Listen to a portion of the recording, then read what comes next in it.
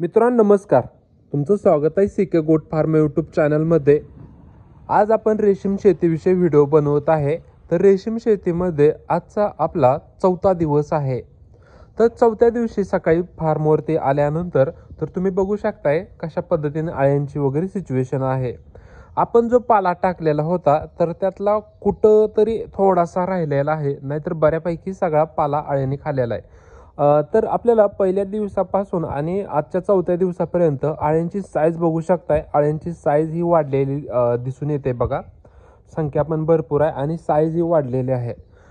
तर मला असं वाटतंय की आजची फिडिंग केल्यानंतर म्हणजे आज सकाळी पाला टाकल्यानंतर आळ्यांचा मोल्ट बसेल असं वाटतंय।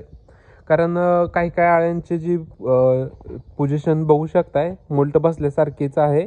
मोल्ट बसणे म्हणजे काय, ह्याच्यावरती एक डीपमध्ये व्हिडिओ बनवणारच आहे। थोडक्यात तुम्हाला सांगतो, म्हणजे ती आळ्यांची वरची जी कातन असते तर ती कातन निघून जाते, तर त्याला मोल्ट बसणे असं म्हणतात। तर त्याच्याविषयी आपण डीपमध्ये एक व्हिडिओ बनवणार आहे। तर बघा, काही काही आळ्या मोल्टवर बसल्यासारखे झालेल्या आहेत। म्हणजे आजची जी फिडिंग आहे, आताची आपली 6वी फिडिंग आहे। तर बघू शकताय तुम्ही कशा पद्धतीनं आळ्यांची साईज वगैरे वाढलेली आहे। तर आता काय करणार आहे मी, चुना पावडर आज पण मारणार आहे। चुना पावडर का मारणार आहे तर तुम्ही बघू शकताय कुठंतरी अशा प्रकारचा पाला शिल्लक राहिलाय। असा पाला शिल्लक राहिल्यामुळे काय होतंय की बुरशी लागते आणि बुरशी लागल्यामुळे ती रोगराई जास्त प्रमाणात वाढते। तर त्यासाठी आज पण आपण आता चुना पावडर मारून त्याच्यानंतर पाला टाकून घेणार आहे। आणि पाला म्हणजे कुठंतरी असं दिसतंय की आळ्या मोल्ट बसल्यासारख्या, पण काय होतं की सगळ्या बसल्या नाहीत। मग बाकीच्या आळ्यांना अजून गरज आहे पाल्याची, म्हणजे त्यांची भूक भागलेली नाही।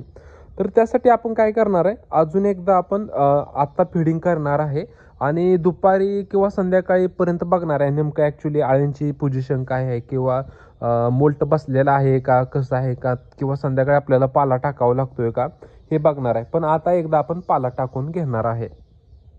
तर सगळ्या रॅकवरती तशीच सिच्युएशन आहे।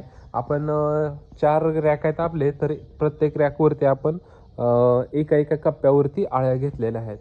तर बघू शकता आळ्यांची संख्या जबरदस्त आहे। आपण रसाळ साहेबांकडून चॉकी घेतली होती, साईज वगैरे खूप जबरदस्त मिळते। तर बघू शकताय तुम्ही कशा पद्धतीने आहे।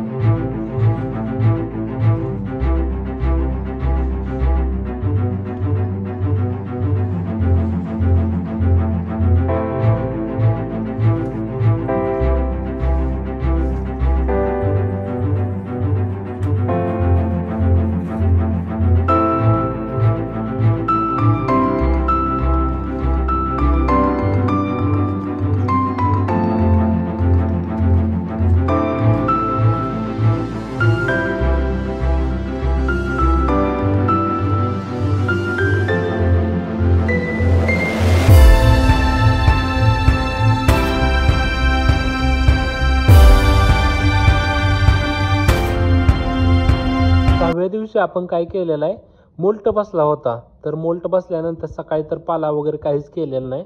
तर आपण संध्याकाळी 6व्या दिवशी संध्याकाळी आपल्याकडचा मोल्ट उठलेला आहे। तर तुम्हाला दाखवतो कशा प्रकारे हे झालेलं आहे। तर प्रत्येक आळीचा मोल्ट उठलेला आहे। तर आपण काय करणार आहे आता, वेटकरा विजेता पावडर मारणार आहे। वेटकर विजेता पावडर मारून त्याच्यानंतर आपण मोल्ट उठवणार आहे आणि त्याच्यानंतर आपण काय करणार आहे, आळ्यांना पाला टाकणार आहे। तर मोल्ट उठलेला आहे, तर तुम्ही बघू शकताय सगळा मोल्ट व्यवस्थित उठलेला आहे। ह्या टायमाला कसं झालं, चारा पण व्यवस्थित टाकला होता, म्हणजे पाला व्यवस्थित टाकलेला। त्याच्यामुळे काय झालं की मोल्ट पण व्यवस्थित सगळा एका टायमाला बसलेला पण आणि उठलेला पण। मोल्ट उठणे म्हणजे काय, तर वरची जी कातन आहे तुम्ही बघू शकताय, कातन कुठं तर अशी बाहेर निघलेली आहे। तर वरची जी कातन आहे तर ती कातन निघून जाते, तर त्याला मोल्ट असं म्हणतात बरं का। तर आपण काय करणार आहे, ह्याच्यावरती आळ्यांवरती वेटकरा विजेता पावडर जे आहे, वेटकर विजेता पावडर आपण हे टाकणार आहे, आळ्यांवरती मारणार आहे।